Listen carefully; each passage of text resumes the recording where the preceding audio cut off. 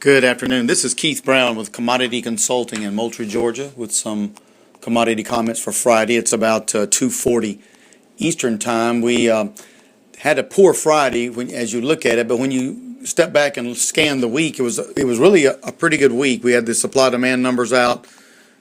We had a weather scare, which was friendly for grains. Supply-demand numbers essentially neutral to a little negative, except for wheat, a little positive, but quite negative to cotton, although cotton was able to close a bit higher today. For the week, December cotton was actually up 5 measly ticks.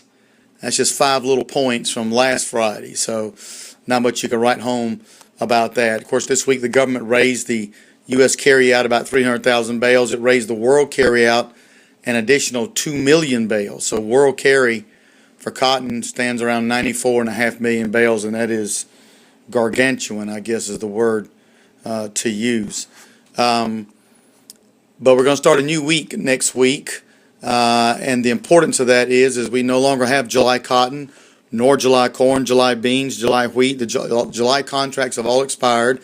The old crop is out of the way, and so if the old crop lent any support to the new crop, that is now gone. So think of a child riding a bicycle with training wheels, and I guess the training wheels are gone. So these new crop months are going to have to perform on their own if we're to see any sort of upside success. So despite the fact that corn was up 20 cents this week versus last week, that doesn't matter coming into next week.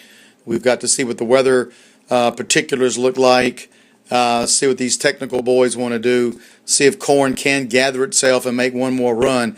There's going to be a huge gap on the continuation chart. As you know, that July corn went off today about $7. September corn's going to come on as front month at $5.45. That's a huge gap. Can corn somehow fill in some of that gap? Well, the answer is yes, but we'll have to see what is the thing that makes that happen.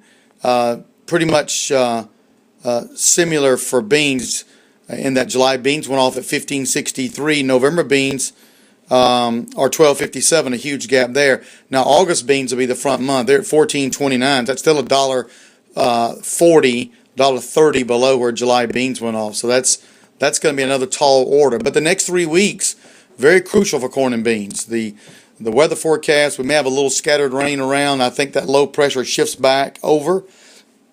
But if somehow that gets pushed back out of the way and the heat dome rebuilds, then of course we will trade significantly higher. But also the word if is the largest word in the commodity language, I'll tell you that, because if this happens, if that happens, you sort of get my drift.